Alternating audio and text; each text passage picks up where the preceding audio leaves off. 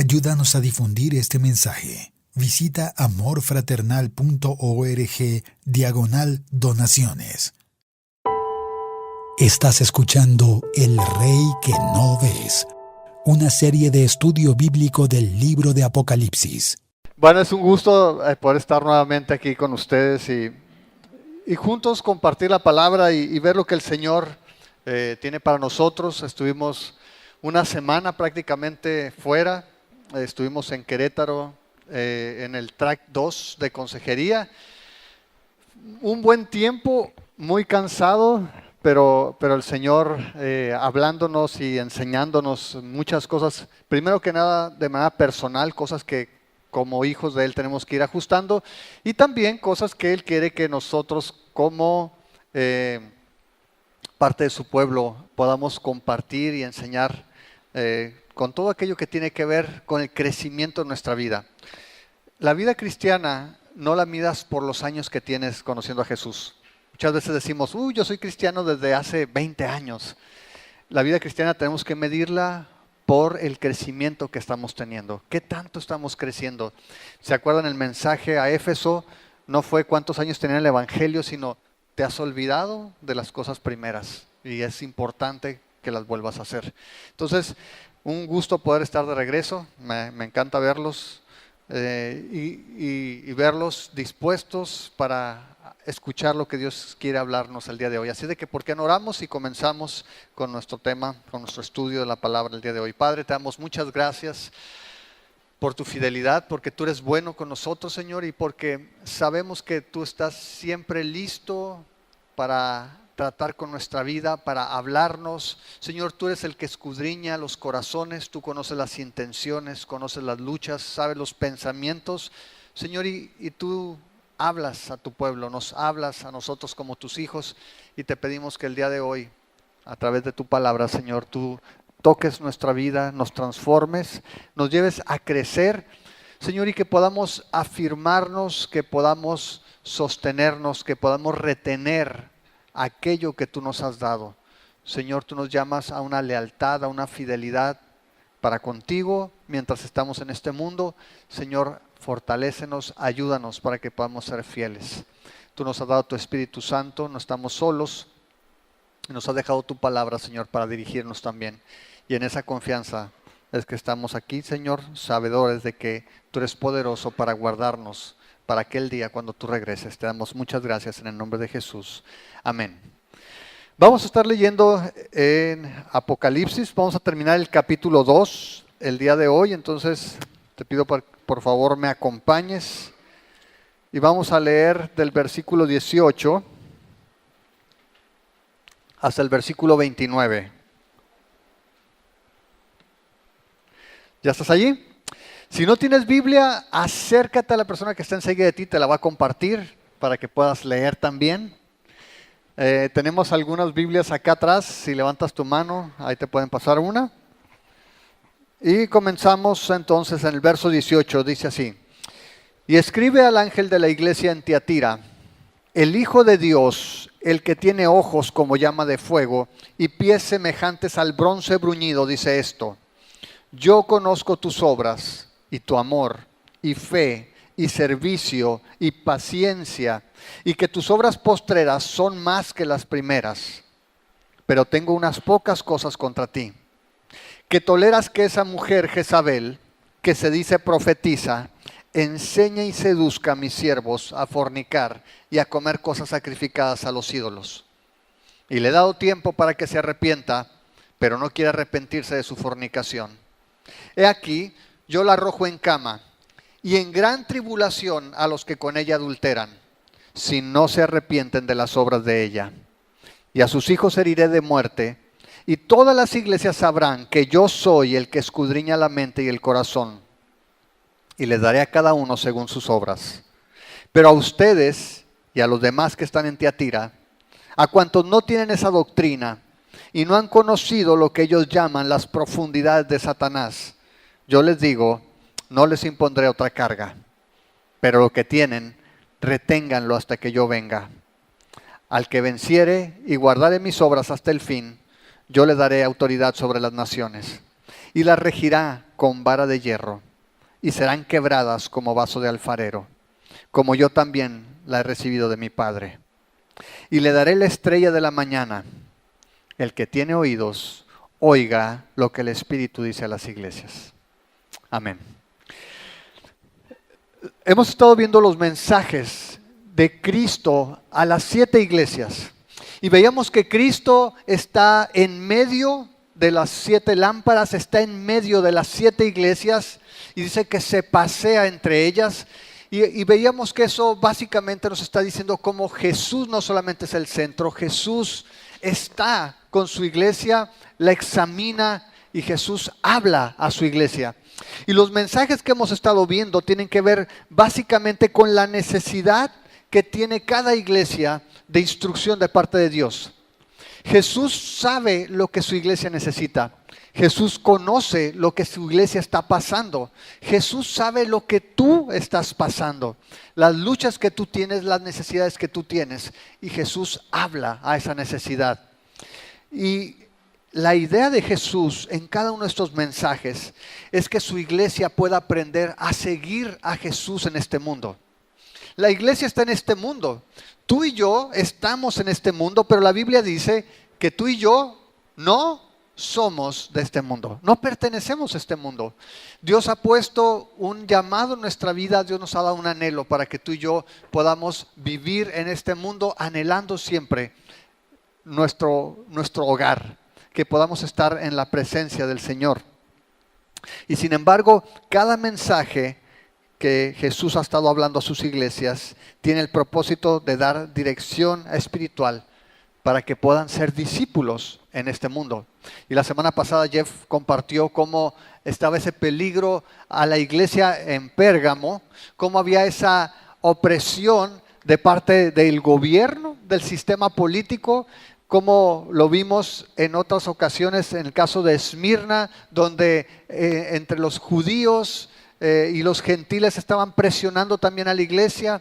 Y vemos cómo cada iglesia está pasando diferentes necesidades, cómo la iglesia en el mundo está padeciendo opresión, y hemos insistido en este punto, no siempre violenta, pero siempre hostil de parte de la cultura, de parte del sistema político, de parte del mundo.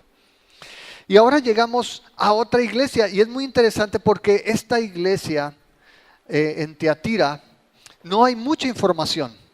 Es el mensaje más largo, es uno de los mensajes más largos que vas a encontrar a las iglesias, y se lo da a la iglesia de la que sabemos menos, a la iglesia que no era tan prominente como lo fue la de Éfeso. Y sin embargo, vemos este mensaje y vamos a encontrar algunas variantes muy particulares en este mensaje. El primero de ellos, recuerden que hemos estado siguiendo ese formato con el que Jesús está dando estos mensajes personalizados a cada iglesia.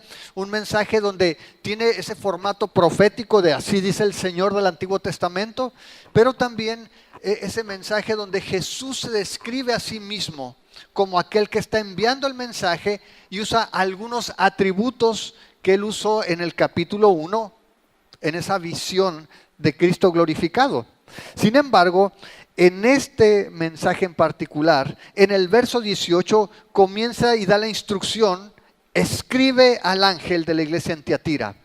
Y Jesús comienza a describirse, pero en esta ocasión usa una descripción muy particular. Lo primero que dice Jesús en el verso 18 es el Hijo de Dios.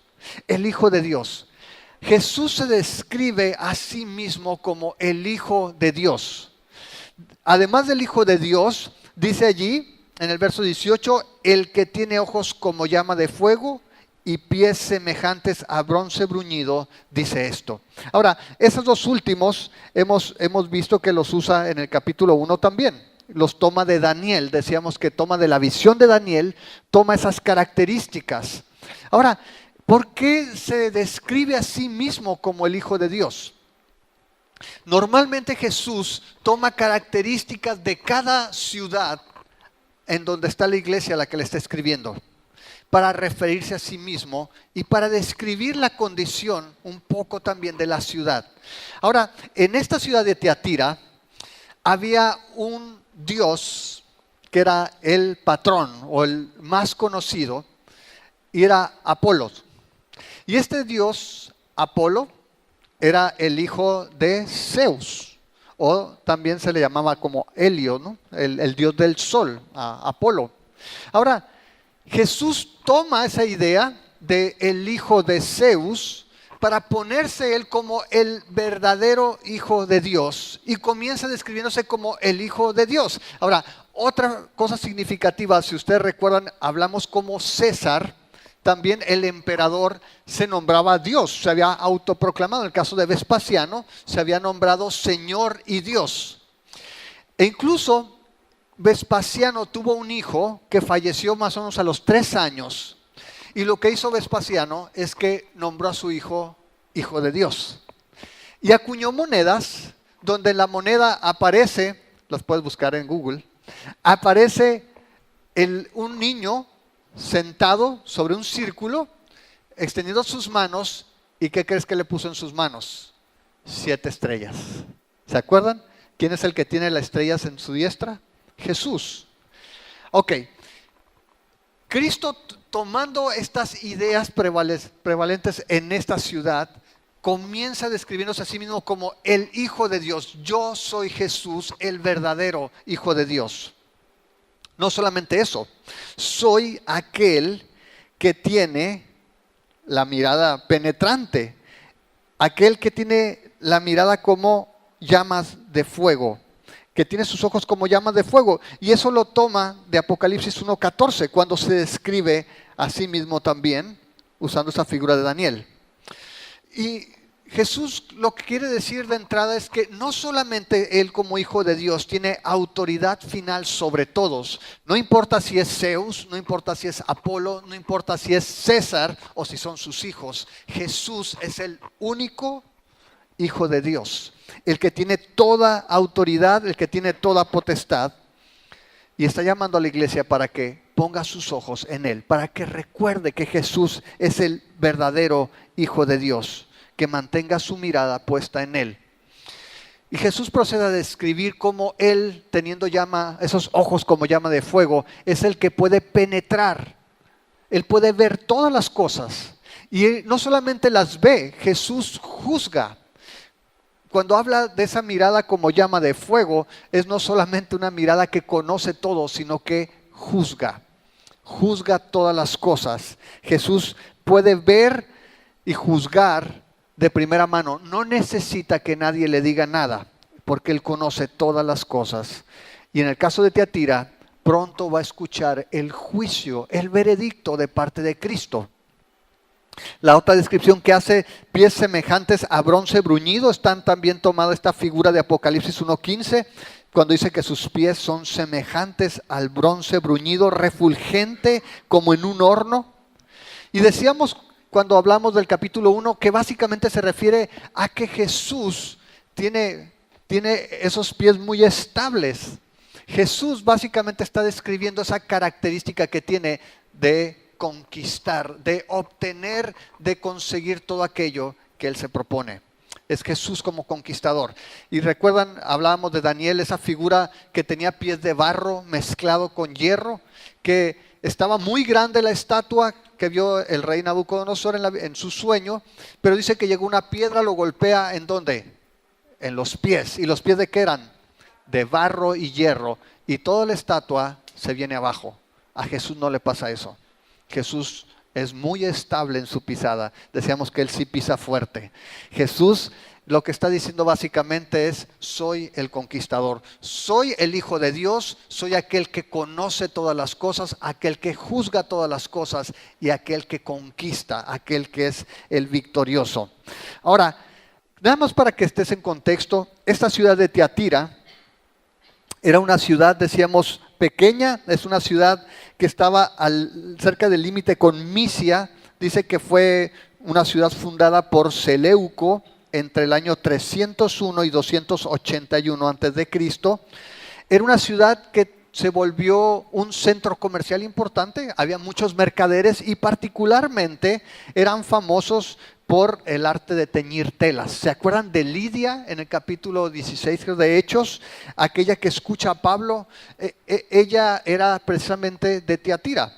Y esa región no solamente tenía las telas, sino que también eran famosos por su trabajo de bronce. Y una de las características es que se habían formado muchos gremios en los diferentes artesanos. Es decir, cada profesión formaba su gremio, tenía su dios patrono, tenía sus festividades y entonces era un centro comercial importante. Precisamente por eso hablábamos ahorita de Apolos, porque era uno de los dioses patronos de alguno de los gremios. Allí Dios levanta esta iglesia y siguiendo el formato del mensaje a las otras iglesias, Jesús procede a describir aquellas cosas que la iglesia estaba haciendo bien. Y llega en el versículo 19 y Jesús le dice: yo conozco tus obras. Conozco lo que estás pasando. Al igual que se lo ha dicho a las otras iglesias y al igual que te lo dice a ti, Jesús conoce. Él sabe lo que estás pasando. Y le dice las cosas buenas, la anima, le reconoce las cosas que ha estado haciendo bien. Le dice: conozco tus obras, y comienza a describir cuáles son esas obras. Primero le dice allí en el versículo 19, conozco tus obras, dice, y amor, y fe, y servicio, y tu paciencia, y que tus obras postreras son más que las primeras. Dice: ¿sabes? Tú, iglesia en Tiatira, a diferencia de Éfeso, que Éfeso era la iglesia modelo, decíamos, una iglesia famosa, una iglesia donde habían estado grandes personajes de la historia bíblica ministrando en Éfeso, Jesús le estaba reprochando su falta de amor. Sin embargo, a esta iglesia en Tiatira, lo primero que le reconoce es su amor. Es una iglesia que ama, una iglesia que no solamente ama a Dios, sino que ama a las personas. Y ese es el llamado que tenemos nosotros y cada uno como creyente. Somos llamados a amar al Señor y a amar a las personas. Y Jesús le dice a esta iglesia: tú lo estás haciendo bien. Es algo que te reconozco, tu amor. No solamente eso, reconozco tu fe.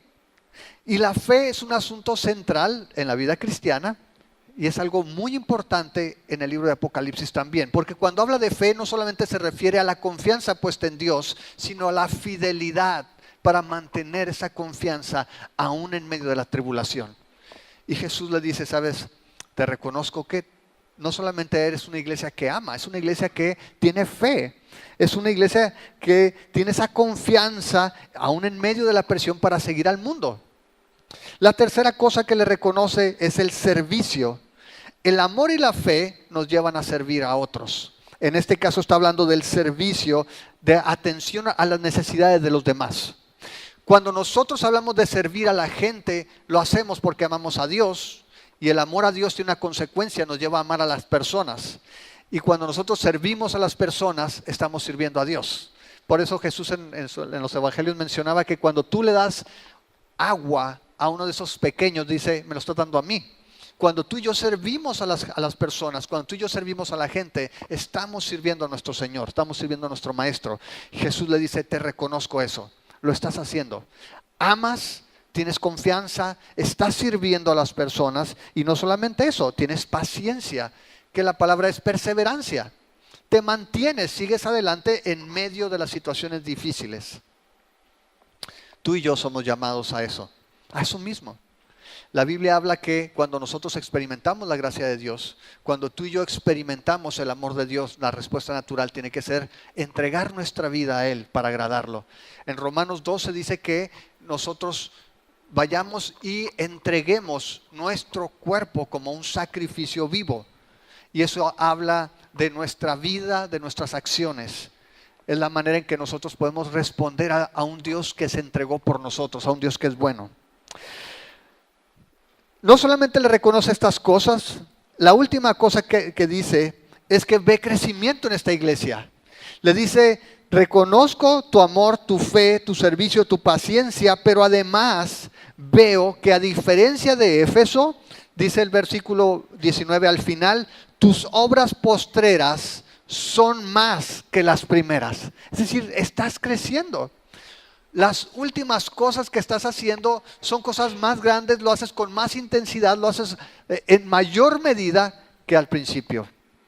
Y hablamos de la importancia de ver nuestra vida en base al crecimiento. Y la pregunta cuando veíamos en el cuando veíamos el mensaje a Éfeso es si puedes aplicar este pasaje a tu vida. ¿Puedes decir que las obras postreras son mayores que las primeras?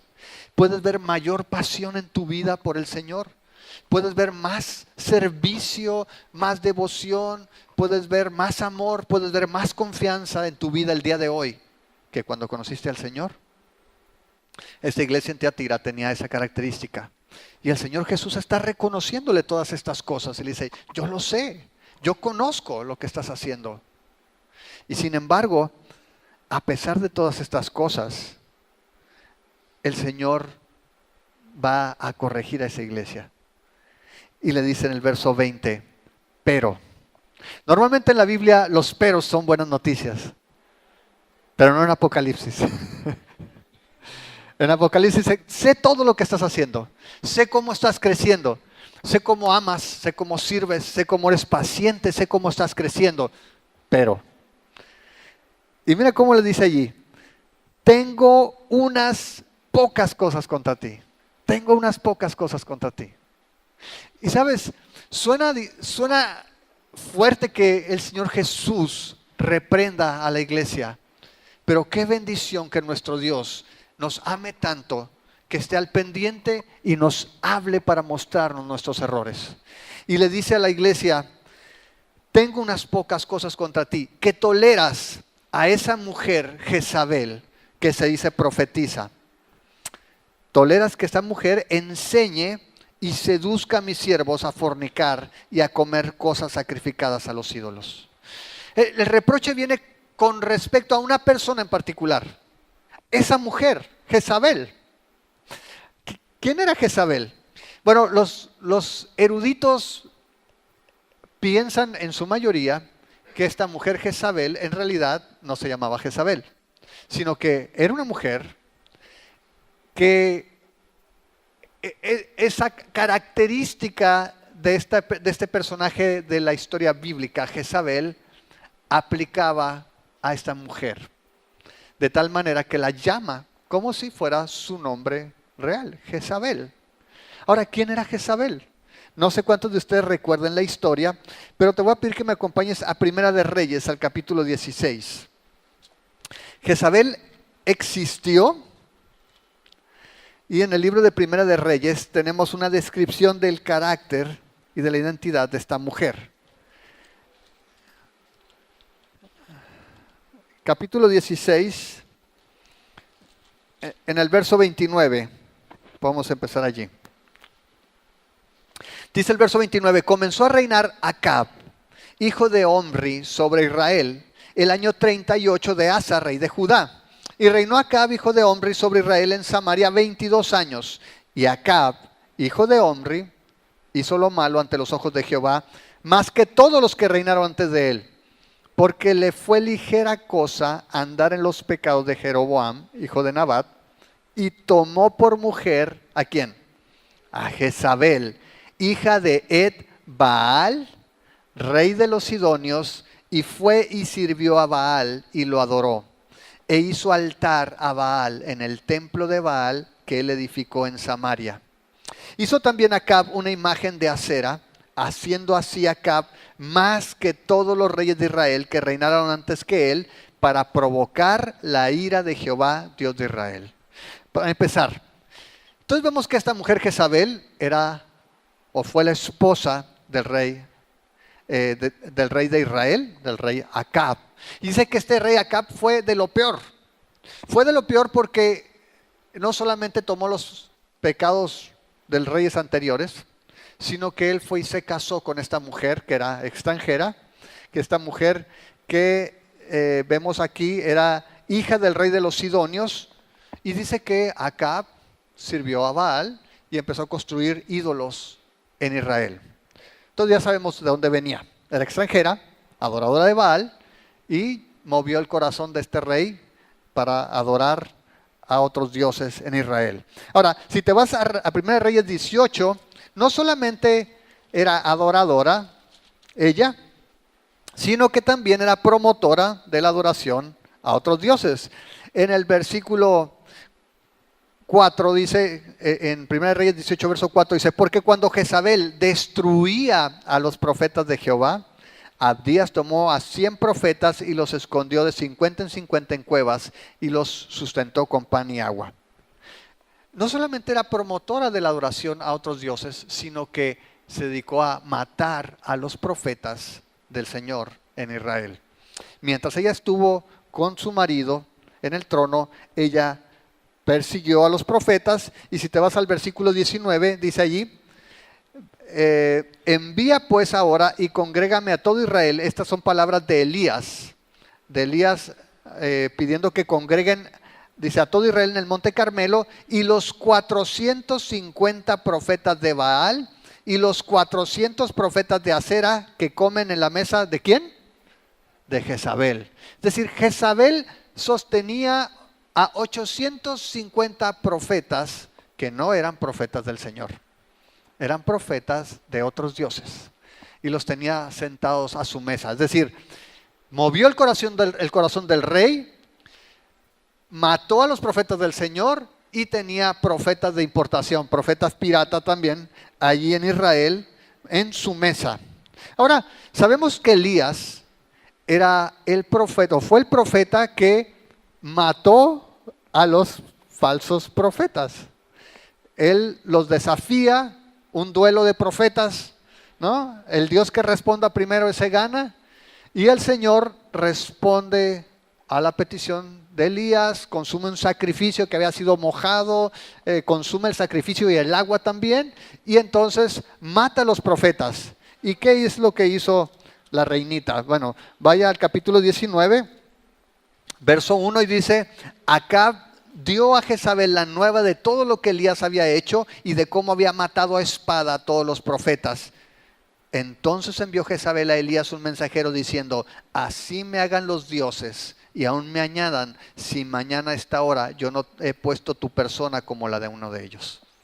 Imagínate, así de blandita era Jezabel. Le dijo el rey, oye, ¿qué crees? Elías mató a tus profetas. Agarró un mensajero y le dijo, vayan y díganle a Elías que para mañana le voy a dar cuello.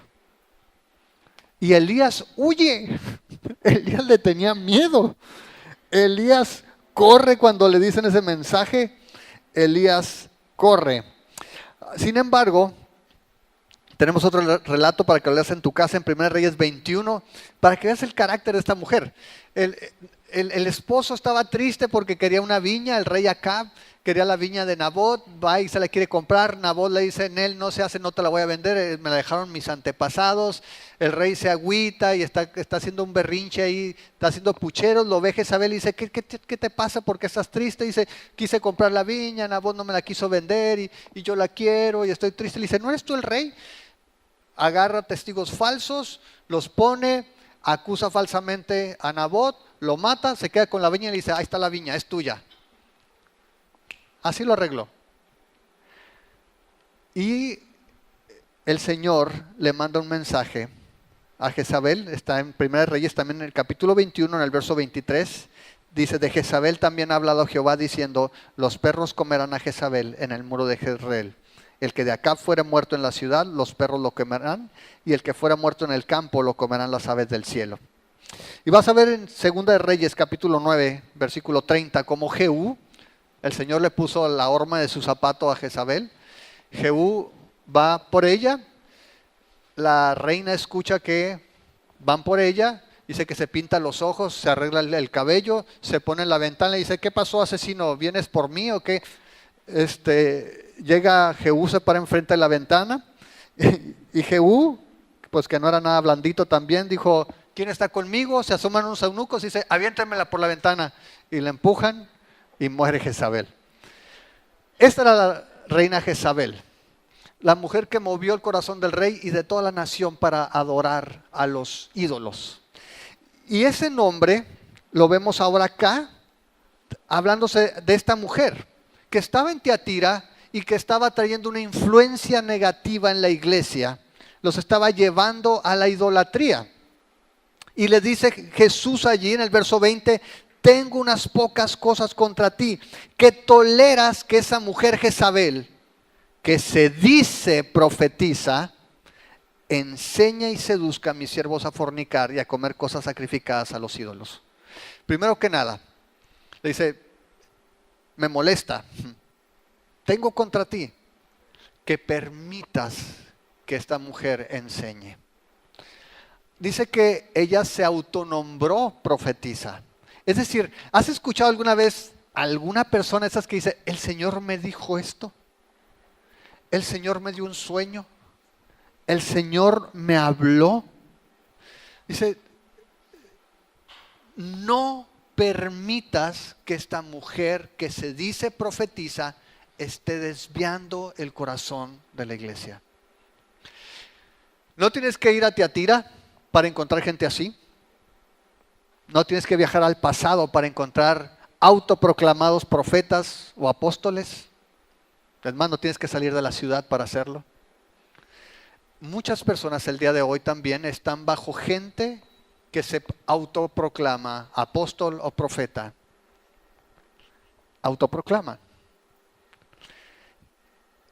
Y vemos, si has estado viniendo entre semana, has escuchado este mensaje. El apóstol Pablo le escribe a Tito y le escribe a Timoteo para decirle que no permitan la enseñanza falsa. Y eso es lo que estaba pasando en Tiatira. Estaban tolerando falsa enseñanza. Cuando Pablo le escribe a Tito en Tito 1, versículo 10, dice, porque aún hay muchos contumaces, habladores de vanidades y engañadores, mayormente los de la circuncisión, a los cuales es preciso tapar la boca. A los cuales es preciso tapar la boca, que trastornan casas enteras, enseñando por ganancia deshonesta lo que no conviene. Y cuando le escribe a Timoteo, le repite o le recuerda algo que ya le había pedido antes. En 1 Timoteo capítulo 1, y lo vieron si estás viendo los miércoles, como te rogué que te quedaras en Éfeso cuando fui a Macedonia para que mandaras a algunos que no enseñen diferente doctrina, ni presten atención a fábulas y genealogías interminables que acarrean disputas más que edificación de Dios, que es por fe. Así te encargo ahora. Lo que te encargué antes cuando fui a Macedonia, que no permitas que nadie enseñe cosas diferentes, ahora te lo vuelvo a encargar. No lo permitas.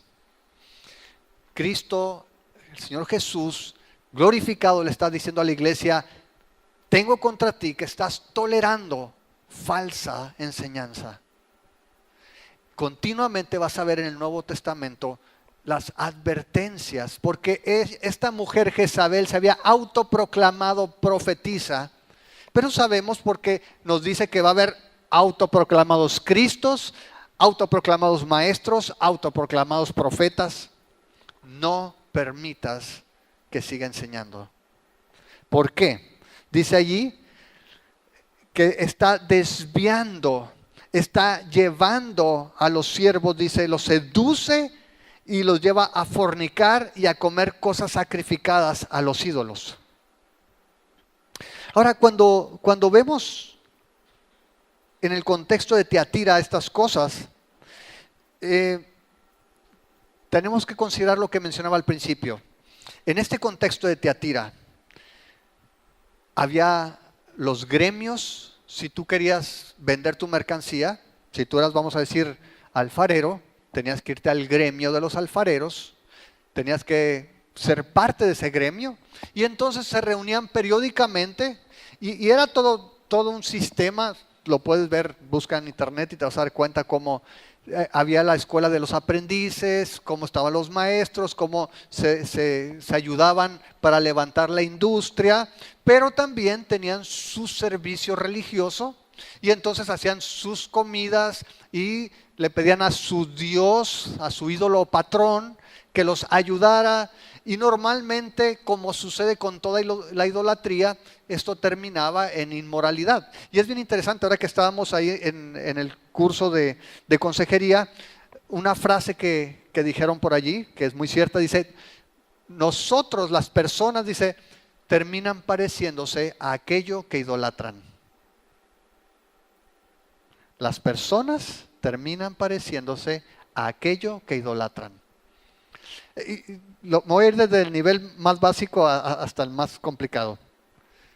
Si tú eres ídolo, si tú tienes como ídolo a Cristiano Ronaldo o a Neymar, al rato vas a llegar con el peinadito, ¿no? Es tu ídolo, ¿no? Quieres jugar como él, quieres ser como él. En el nivel más básico, ¿me explico la idea? Quieres ser como él. Es tu ídolo. Pero curiosamente, en la antigüedad y aún el día de hoy, los dioses que fabricamos los hombres los hacemos a nuestra conveniencia. Y es muy interesante cómo la mayoría, si no es que todos los ídolos en la antigüedad eran inmorales. Terminaban siempre en inmoralidad. Y cuando aquí Cristo le dice, esta mujer está seduciendo y está llevándolos a fornicar y a comer cosas sacrificadas a los ídolos, la mayoría de los eruditos concuerdan es que lo que estaba sucediendo es que estaba animando a que todos aquellos creyentes no se sintieran comprometidos en su fe al ceder a la situación, a la presión económica en la ciudad de Tiatira. ¿Sí me explico? En Pérgamo tenías la casa ahí de Satanás, ¿no? Estaba la presión política, pero aquí era la presión económica. Eres cristiano, quieres vender tus mercancías, métete al gremio. Tú nada más fírmale aquí, vente a la fiesta, vamos a servir al Dios, vamos a sacrificar al ídolo, nos comemos la comida, tomamos y a lo mejor después hay chicas, porque normalmente la adoración, pues tú sabes que las mujeres, en la antigüedad no era nada extraño los actos inmorales como un acto de adoración a tu ídolo. Tu esposa no te regañaba, ¿no? Eras muy devoto de los dioses. Y esta mujer lo que dice es, ¿sabes qué? No tiene nada de malo si tú eres cristiano, si tú conoces las profundidades de Dios, no importa porque tú sabes que los ídolos no son nada. Entonces tú puedes ir y comer y participar y no pasa nada. Y los cristianos estaban en esa presión financiera, en esa presión económica y en esa tentación de comprometer su fe y su fidelidad a Dios por poder sostenerse, por poder despuntar.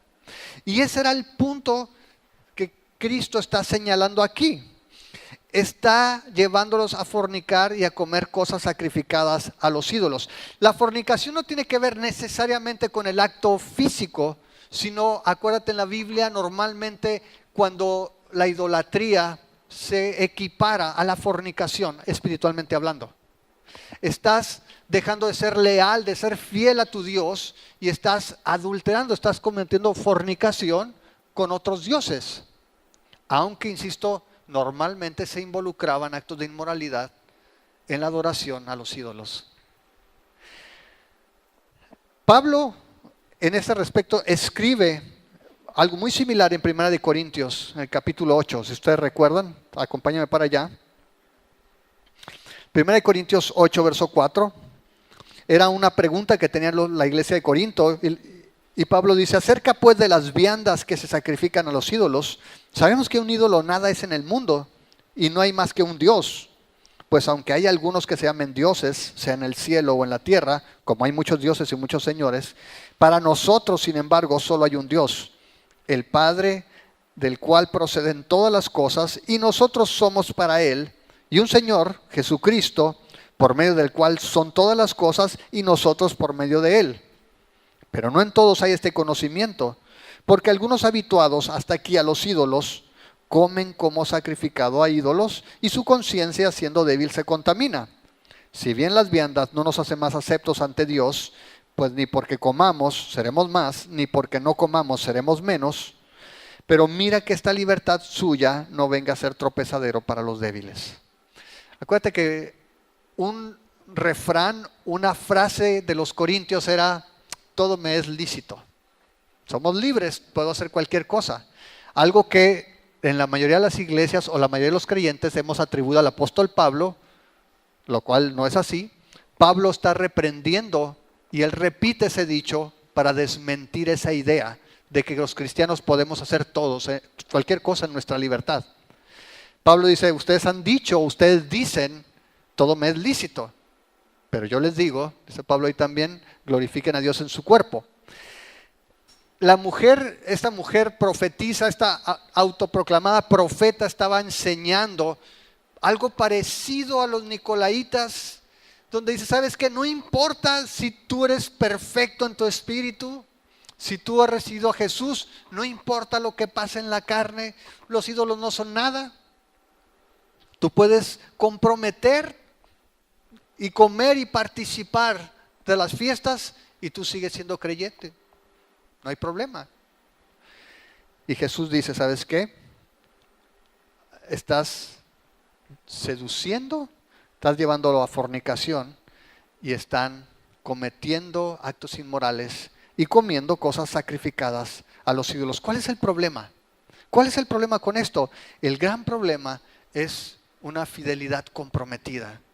Nuestra fidelidad a Cristo está comprometida cuando nosotros estamos participando de aquellas cosas que sabemos que no agradan a Dios, y en este caso por nuestro propio beneficio. En este caso era un beneficio financiero.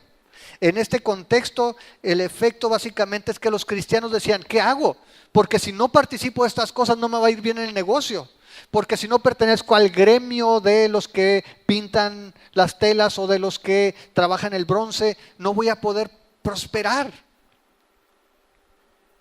Y Jesús lo que está diciendo es que, como lo ha dicho antes, Jesús demanda nuestra fidelidad completa.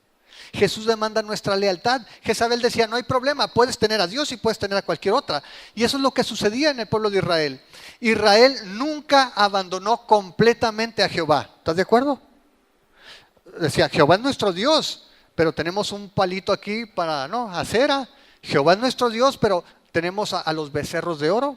Jehová es nuestro Dios, pero servimos a Baal por si las moscas, ¿no? Porque Baal trabaja muy bien en el campo y la agricultura te va muy bien, entonces no vamos a abandonar a Jehová. Él es nuestro Dios, pero también Baal. Y muchas veces el día de hoy es lo que pasa con nosotros. Es el Señor Jesús, pero también esto. No, Él es el bueno, pero aquí este es más... como que hay ciertos nichos donde Jesús no trabaja tan bien, ¿no? Hay otras opciones que son más específicas. Eso es lo que estaba pasando y eso es lo que puede pasarnos el día de hoy. Y siempre que tú y yo compartamos esa fidelidad, ¿sabes quién pierde? Cristo. Porque nunca vas a poder quedar bien con Él mientras no estés al 100 con Él. Jesús es un amante celoso. Tú puedes decir: Jesús, tú eres lo máximo, pero voy a tener este aquí. No puedes tener a Jesús y algo más. Cuando habla de un solo camino, y no lo dijo un sacerdote, no lo dijo un pastor, no lo dijo una persona fuera de Jesús, lo dijo Cristo. Cristo dijo: yo soy el camino, el único camino. Y no hay forma de que llegues al Padre si no es a través de mí. Las personas en Tiatira los creyentes estaban en esta presión económica. ¿Cómo le hago para que me vaya bien económicamente? Pues es comprometiendo mi fidelidad a Cristo, es participando de esas cosas. Y el día de hoy podemos estar tentados también. Al día de hoy este mensaje nos puede estar confrontando a nosotros, porque nosotros también necesitamos todos los días tomar una decisión de a quién vamos a honrar, en dónde vamos a poner nuestra fidelidad, para quién es nuestra lealtad. Y podemos decir que es para Jesús. El asunto es que Cada día tengo que manifestarlo en mis decisiones. Cada día tengo que manifestarlo en mis elecciones. ¿A quién le voy a dar mi fidelidad? ¿Al gobierno? ¿A los gremios? ¿A mi negocio? ¿A mi éxito profesional? ¿A mi éxito en el ministerio? ¿O a mi relación con Jesús? ¿A quién le voy a dar mi fidelidad? ¿A quién voy a ser leal? Cada día. Todos los días enfrentamos el mismo dilema. Y eso se va a ver en la manera en que invertimos nuestro tiempo, la manera en que invertimos aquellas cosas que el Señor nos da, sea los talentos, sea el dinero, sea las capacidades. Cada día estoy mostrando, estoy manifestando en dónde está mi lealtad. Saben, tenemos una sola vida y hay un concepto, no sé si lo hayan escuchado antes, lo busqué en el diccionario y existe, se llama compartimentalización. Esa la puedes apuntar y un domingo la usas con alguien y lo vas a dejar impresionado. Compartimentalización. ¿Qué significa compartimentalización? Significa la separación del pensamiento y la conducta personal en categorías inconexas o compartimentos lógicos cerrados, de tal modo que la persona no advierte las incongruencias de sus propios pensamientos y patrones de conducta. ¿A qué se refiere esto? A que tú dices, es domingo, soy cristiano, adoramos al Señor. Y el lunes, bueno, no estoy en la iglesia, no es domingo, entonces ahora me quiero divertir y voy a hacer algo completamente incongruente con lo que hice el domingo. Compartimentalización es, mi vida está separada en diferentes formas de pensar, en diferentes actitudes. Tengo muchas vidas. Tengo la vida del domingo, donde hay que portarse santo, ¿no? Aparentar. Tengo la del lunes, donde me quiero relajar, o la del viernes, esa está mejor. La del viernes, ¿no? Esto es entretenimiento nomás, no tiene nada que ver con Dios. Jesús es mi Señor, pero esto es diversión. O ¿sabes qué? Jesús es mi Señor, pero los negocios son otra cosa. Business are business, ¿no? Los negocios, la política, no, espérate, soy cristiano, pero la política, tú sabes que tú tienes que trabajar y actuar de forma diferente. Compartimentalización es eso, que nuestra vida no es congruente. En lugar de tener una sola vida entregada al Señor, tenemos múltiples vidas con diferentes formas de conducirnos y de pensar, dependiendo de la ocasión, dependiendo del día. Esto nos da la ilusión de que podemos ser congruentes separando cada uno de esos aspectos de nuestra vida. Eso es lo que Jezabel estaba haciendo. Y de alguna manera Jezabel está en nosotros. Nosotros somos los que podemos decirnos, ¿sabes qué? No está tan mal, mira, siempre y cuando no lo hagas así. Vamos a participar en estos negocios que si somos estrictos religiosamente hablando estarían mal, pero en los negocios tú sabes que el que no tranza no avanza, ¿no? Es lo que estaba pasando. Ahora, ¿qué es lo que hace el Señor Jesús? Le manda una advertencia. Versículo 22. Es una advertencia express. Perdón, el verso 21 le dice, le he dado tiempo para que se arrepienta, pero no quiere arrepentirse de su fornicación. Fíjate, Jesús aún con esta mujer, aún con una autoproclamada profetisa que estaba enseñando falsa doctrina y estaba desviando a la iglesia, Jesús dice, le he dado tiempo para que se arrepienta. Ese es el Dios que tenemos. Dios que da oportunidades y que es paciente con todos, porque Él busca que la gente se arrepienta. Y dice, le he dado oportunidad. ¿Cuál fue el problema? ¿Por qué no se arrepintió? Porque no quiso. Dice aquí, le he dado tiempo para que se arrepienta, pero no quiere arrepentirse de su fornicación. Y cuando tú ves personas que dices, oye, pero ¿por qué no agarra la onda? ¿Por qué? Porque no quiere arrepentirse. Jesús le da tiempo, dice, no quiere arrepentirse, y entonces viene la consecuencia, verso 22. He aquí, yo la arrojo en cama y en gran tribulación a los que con ella adulteran, si no se arrepienten de las obras de ella. Es interesante porque es un juego de palabras. Lo que dice aquí básicamente Jesús es, esta mujer que los está llevando a fornicar, por eso habla de la cama, dice, la voy a arrojar en cama, pero es una cama de angustia. La voy a mandar a dormir, pero con tribulación. Y no solamente a ella, la advertencia no es solamente para Jezabel. Dice aquí también, en el versículo 22, y en gran tribulación, ¿a quiénes? A los que con ella adulteran, si no se arrepienten. Es decir, Jesús también les dio la oportunidad a ellos, también les está dando la oportunidad de que se arrepientan. Dice, si no se arrepienten, también van a pasar por gran tribulación. Y menciona un tercer grupo. Mira el otro grupo que dice ahí, verso 23, y a sus hijos, ¿qué? Heriré de muerte. Eso sí, les dio Kill Express. A ella la voy a mandar para acá. A los que no se arrepientan los voy a mandar a tribulación. A sus hijos los voy a mandar a morir. Ahora, cuando habla de los hijos, no está hablando de los hijos naturales. Está hablando de aquellos que ya habían comprado la doctrina. Aquellos que ya estaban convencidos y que no se habían arrepentido también. Y esto es un poquito, nos recuerda la manera, ¿se acuerdan también en la Biblia cómo Pablo en algunas ocasiones mandó a las personas, ¿a quién se las entregó? ¿No se acuerdan? Vayan a 2 de Timoteo 4:14, lo vamos a ver más adelante.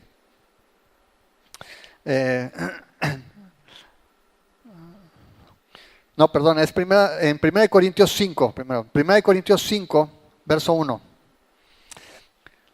1 Corintios 5, 1 dice, de cierto se oye que hay entre ustedes fornicación. Y tal fornicación, Jeff lo mencionó la semana pasada, tal fornicación cual ni aún se nombra entre los gentiles, tanto que alguno tiene la mujer de su padre. Y ustedes están envanecidos, ¿no debieran más bien haberse lamentado para que fuera quitado de en medio de ustedes el que cometió tal acción? Ciertamente yo, como ausente en cuerpo, pero presente en espíritu, ya como presente he juzgado al que tal cosa ha hecho. En el nombre de nuestro Señor Jesucristo, reunidos ustedes y mi espíritu con el poder de nuestro Señor Jesucristo, el tal se ha entregado a Satanás para destrucción de la carne, a fin de que el espíritu sea salvo en el día del Señor Jesús. He escuchado que hay entre ustedes alguien que está fornicando con su madrastra y ustedes no le han dicho nada. Y dice Pablo, aunque no estoy presente, en espíritu ya es juzgado a esa persona que ha hecho esas cosas. Y en el nombre de Jesús les pido, entréguenlo a Satanás.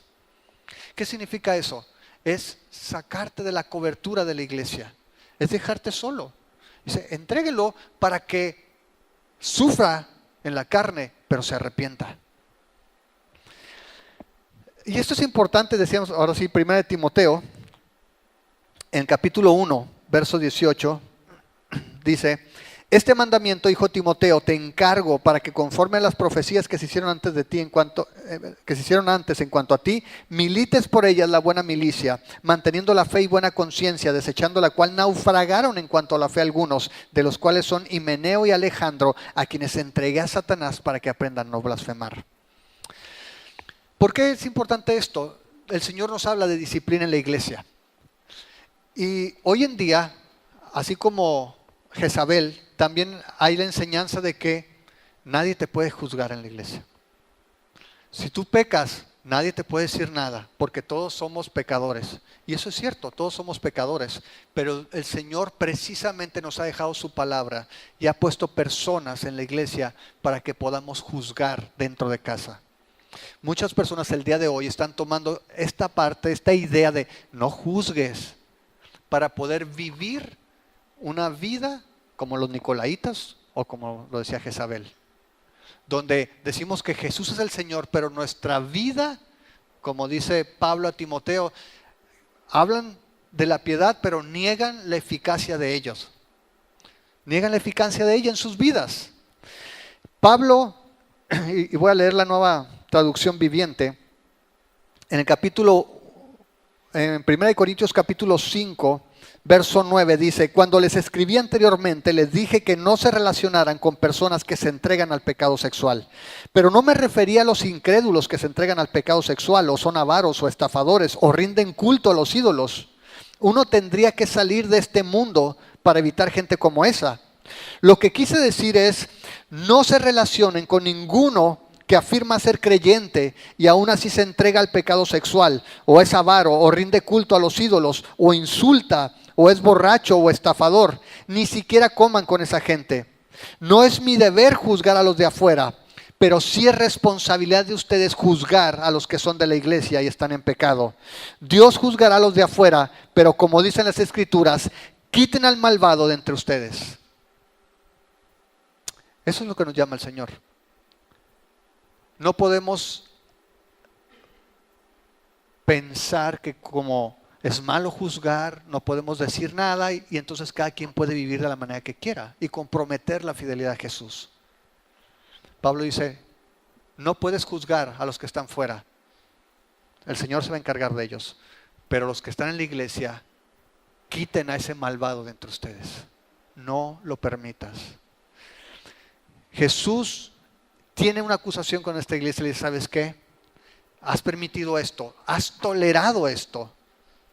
Y entonces van a venir las consecuencias. Los vencedores son los que permanecen fieles, los que permanecen hasta el fin. Y una forma de permanecer hasta el fin, decíamos, es que podamos mantener nuestros ojos, como cuando Juan cae, que Jesús le dice, no temas, mira. Es que podamos mantener nuestros ojos en Jesús. Y Jesús nos ha dado algunas características en esta estampa de Cristo para que podamos mantener en mente. Primero, es el Hijo de Dios.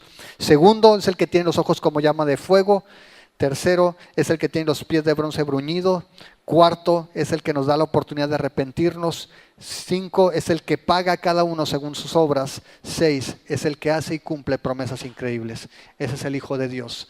Y es aquel que nos ha llamado a perseverar y está con nosotros. Acuérdate, Apocalipsis habla de la revelación de Jesús. No lo vemos, pero es la realidad presente, más ignorada el día de hoy quizá. Cristo está aquí, está en medio de la iglesia y conoce y sabe lo que estamos pasando. ¿Qué es lo que puedes escuchar tú? ¿Qué te ha dicho el Espíritu? ¿Oramos? Señor, te damos muchas gracias, Padre, por tu palabra. Pudiéramos pensar, Señor, quizá como cuando tú hablaste al pueblo y estaban tus discípulos ahí. Y de pensar que esta palabra es dura. Y decir como los discípulos, ¿quién la puede oír? Señor, y tú sabes que esta palabra no nos ofende. Es más, podemos responder como ellos, Señor, no tenemos a ninguna otra parte o a ninguna otra persona a quien ir. ¿A quién iremos, Señor, si solo tú tienes palabras de vida eterna? Padre, te pedimos para que tú nos fortalezcas, que tú nos des un corazón que pueda estar centrado sola y únicamente en Jesucristo, en aquel que es el Hijo de Dios, que está por encima de Apolos, de Zeus, del César, de cualquier autoridad, de cualquier persona, de cualquier gobierno. Señor, que podamos mantenernos fieles a ese llamado que nos ha hecho, a esa invitación para ser parte de su pueblo. Señor, que las presiones políticas, culturales, económicas no nos lleven a comprometer la lealtad y la fidelidad que hemos rendido a nuestro único Dios y Señor, a nuestro Salvador. Señor, que podamos mantenernos firmes en medio de las tribulaciones, en medio de los problemas, en medio de las presiones, y que podamos estar abrazados, aferrados a la verdad que tú nos has entregado, nos has revelado en tu palabra, en tu Hijo Jesucristo. Padre, que podamos perseverar y ayúdanos a que tengamos una sola vida, una vida de integridad, una vida que hayamos rendido con todas las habitaciones, con todos los rincones de nuestro ser, que no tengamos vidas divididas, que no tengamos una vida de domingo muy distinta a la del viernes, a la del martes. Señor, que podamos ser congruentes con esa profesión de fe que hemos hecho, y te pedimos para que tú nos ayudes, Señor, que podamos mantenernos con la mirada puesta en Cristo, que aun cuando no lo vemos, sabemos que es una realidad más real aún que aquellas cosas que podemos ver. Que podamos mantenernos con la mirada puesta en ti, Señor, y que podamos vivir una vida que te glorifique con todo lo que hacemos. Te lo pedimos en el nombre de Cristo Jesús. Amén. Escuchaste El Rey que no ves, una serie de estudio bíblico del libro de Apocalipsis. Encuentra más estudios bíblicos en amorfraternal.org. Síguenos en redes sociales, Instagram, YouTube y Facebook.com/amorfraternal.org.